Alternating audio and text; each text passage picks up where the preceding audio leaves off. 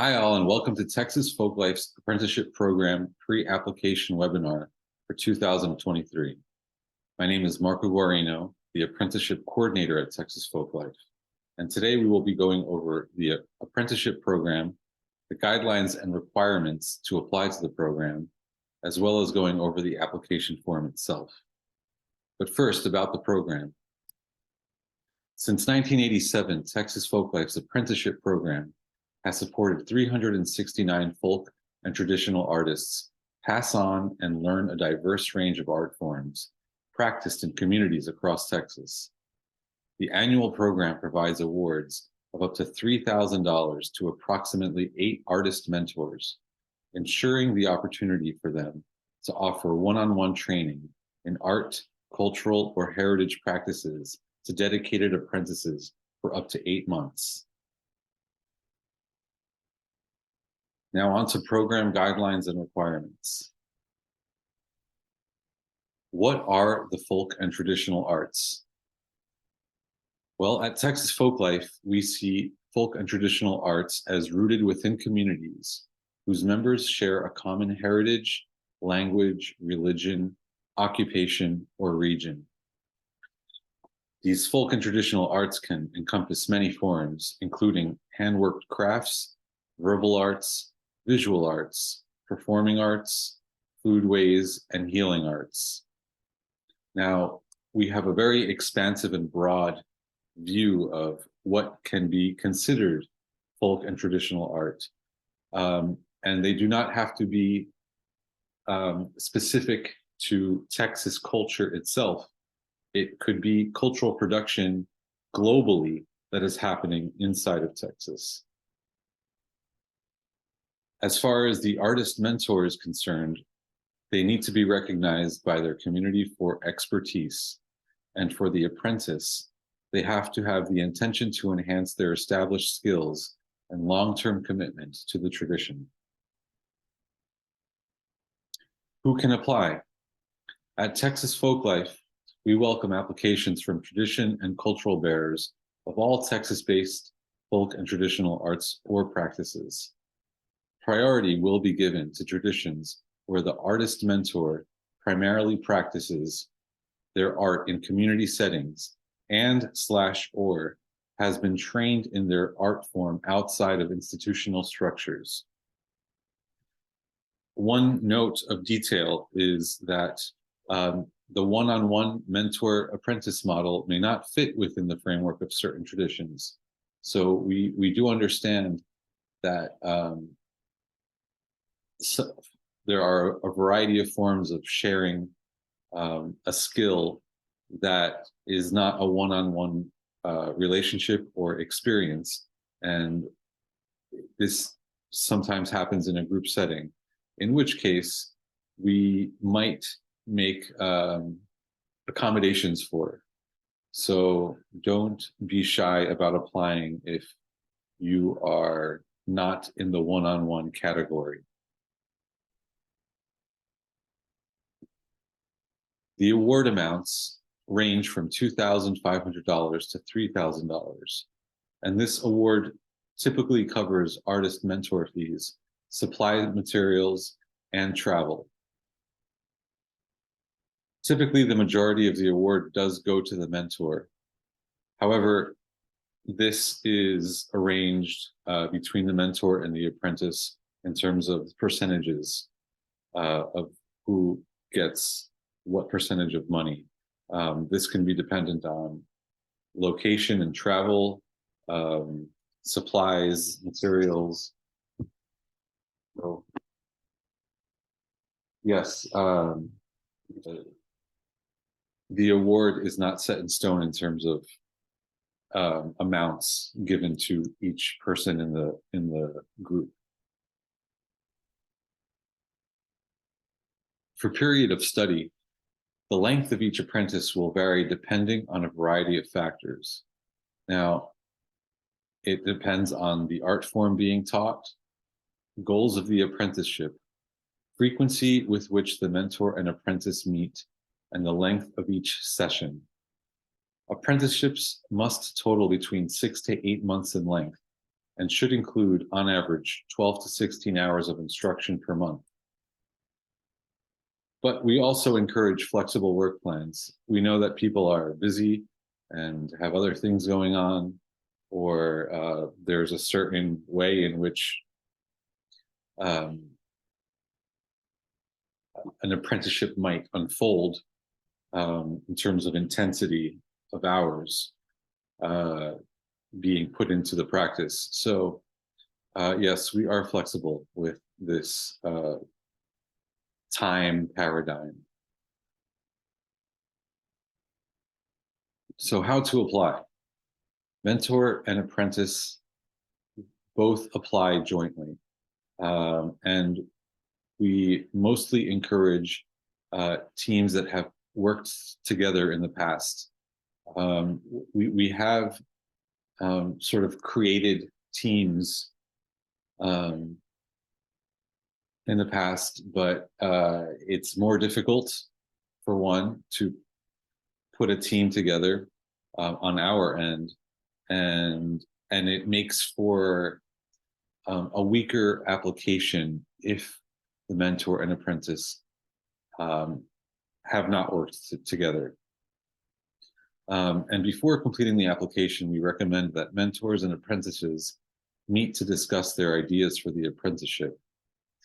Now, topics might include what material will be covered, where and how will the training sessions be held, how long will the apprenticeship last, how will the budget be allocated, and why is this apprenticeship valuable for each artist individually and for their shared communities. So it's sort of a double-sided outcome, so to speak, in terms of both artist and mentor being expanding their knowledge, but also contributing to the community in which they come from.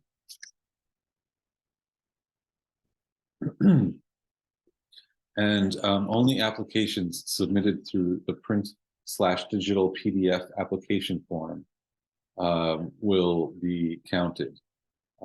Applications or applicants are welcome to contact Texas Folklife to discuss their proposals and work samples. And you can email me directly at apprenticeships@texasfolklife.org in order to have this conversation with me. Now, we are only going to be accepting this offer or service of discussing proposals until December 2nd, after which we will close off that offer. So take advantage while you can. Now for the evaluation criteria, it will be moderated.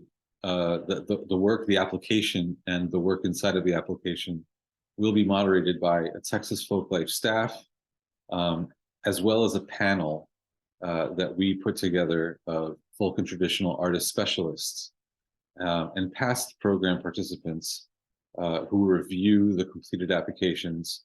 And it's pretty competitive, so please do your best on these applications as much as you can.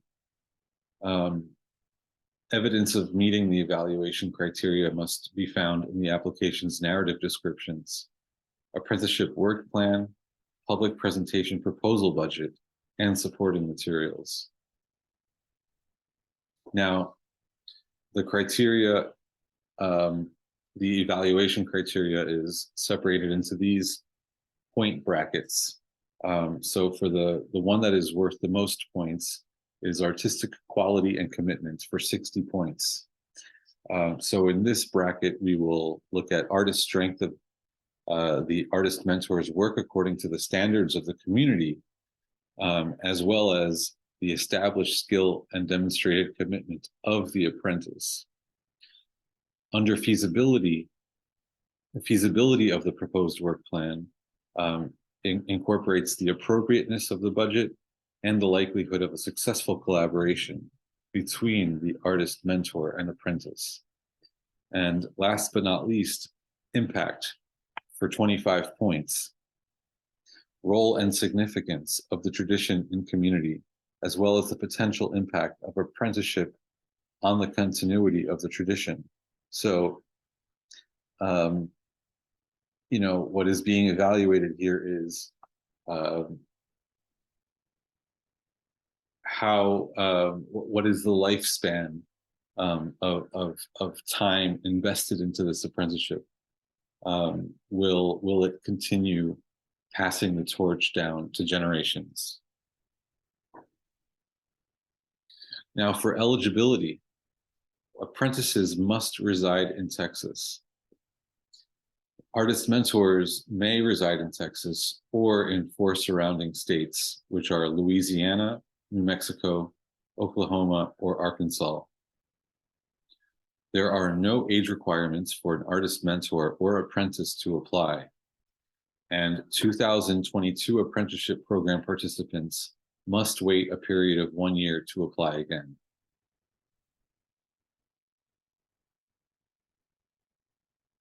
So continuing on eligibility, the program will not fund recreations of historic artifacts or staged productions of village folk traditions that attempt to reenact lifestyles from the distant past, contemporary and individual studio art projects, ongoing classes where an artist mentor instructs in a classroom situation, international apprenticeships, or 2022 Texas Folklife Apprenticeship Program participants. For participant requirements and public presentation, artist teams must organize a public presentation to share the results of their apprenticeship with their communities. Presentations may take a variety of forms beyond in-person performances, workshops, or presentations. This could take the form of a web-based presentation, a blog, a YouTube video, or a social media content of any kind, including Instagram or TikTok, you name it. Option to participate in the apprenticeship program virtual showcase is also on the table. So we do have a virtual event at the end of the cycle that we produce in early August, showcasing all of the apprentices. And this would fulfill the public presentation requirement. However, the teams are not obliged to participate in this. But if they are not going to participate in this, they must have a public presentation on their own account. So that should be taken into consideration. And applicants still need to outline their proposed presentation in the application itself. As far as documentation is concerned, either me or someone else at Texas Folklife will conduct a site visit to conduct an interview held somewhere in the midpoint of the apprenticeship period. And during this interview, I will ask questions about how the process is going, what materials you use, and anything that has to do with what encompasses the details of the apprenticeship itself. At the end of the apprenticeship period, the artist teams will complete and submit a final written report documenting and reflecting on their experiences. All documentation will be stored in Texas Folklife's digital archive, and participants will have full access to their respective archive materials. Now, Texas Folklife may publish educational or promotional content showcasing participants' work. For a payment process, the awards are distributed over 3 payments. The first payment will happen after signing the contract. The second payment will happen after the site visit interview. And the third payment will happen after the completion of the public presentation and submission of the final written report. Here is a timeline which I will leave up for a few seconds, just so you get an idea of the chronological order.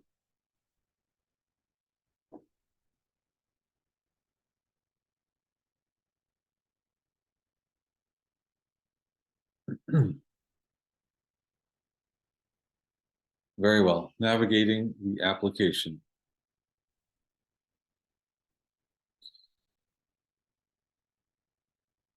The application forms, you can download them as a PDF form on Texas Folklife website, or there is a digital form that you can fill out online as well. So you have options here. You can also print it out. So you can print out the PDF and mail it to us. And I will give you the address to mail it to a little later on. In the application components, in the application form itself, there is name and description of traditional art form, apprenticeship description, artist mentor information, apprentice information, apprenticeship budget. There's also then supporting materials like work samples and letters of support. And then there's also the consent to use application materials. For narrative response questions, these should be completed jointly between the mentor and the apprentice. And these are on pages 5, 6, and 7. However, the ones that should be completed individually are on page 8 and 9, which are personal, mentor, and apprentice information. Also, please be mindful of word and character limits because we have a lot of applications to go through. And so we would appreciate not going overboard on the word character limit. And for past applications, you can check out our resources tab on our homepage just to show you what is acceptable. For the budget, your sum totals or sum subtotal should not exceed $3,000. Here we have a display of a subtotal 1, 2, 3, and 4, which is artist mentor fees, supplies and materials, travel, and other costs. So just keep in mind that keep it under $3,000.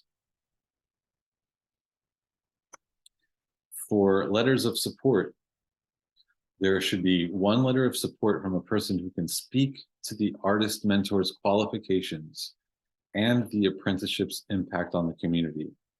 And there should be another letter of support that speaks from a person who is knowledgeable about the proposed traditional art and can speak to the apprentice's potential.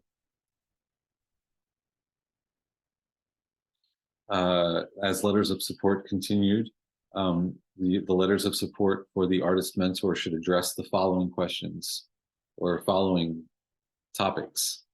The recommender's background and position and relation to the artist mentor, the artist mentor's artistic ability, past teaching and mentoring experience, and general commitment and contributions to the art form, the importance of the tradition to the community, and why this apprenticeship promises to help sustain the traditional art form. Now, instead of writing a formal letter, recommenders can also complete and submit an artist mentor recommendation form, and you can access that form on our website by visiting this link down below. And you can also scan this QR code on your right-hand side.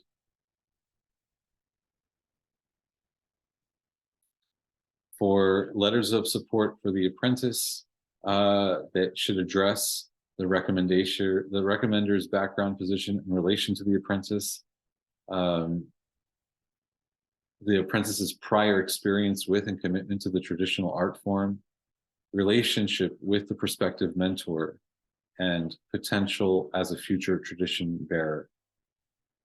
Again, same goes for this letter of support, that instead of writing a formal letter, you can either complete the recommendation form on the website, and you can access it by following this QR code on your right-hand side. Now, for work samples, artists, mentors, and apprentices are both required to submit samples of their work.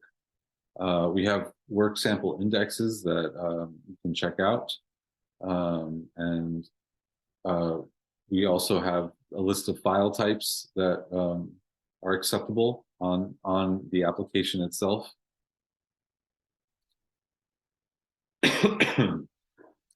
Now, consent to Texas Folklife for use of application materials. Signing the consent allows Texas Folklife to use work samples and narrative responses you submit with your application in future promotional and educational materials.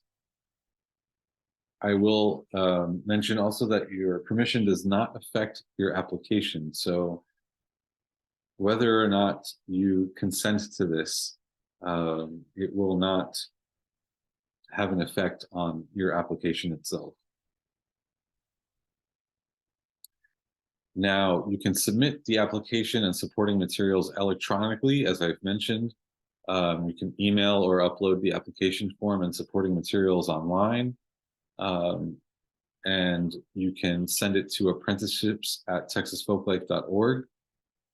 Or you can submit a physical copy of the application, the one that you printed of the PDF form, and mail it to Texas Folklife Apprenticeship Program, 724 Everhart Lane, number 500, Austin, Texas, 78745. There's also an online application that you can fill out as well. So you have 3 options to submit the application. And last but not least, I would like to say thank you. And you can contact me, the apprenticeship coordinator, at apprenticeships@texasfolklife.org, or you can contact our outreach and marketing coordinator, Maya, at memberships@texasfolklife.org. Thank you for listening, and I hope to see your application in the mail. Thank you.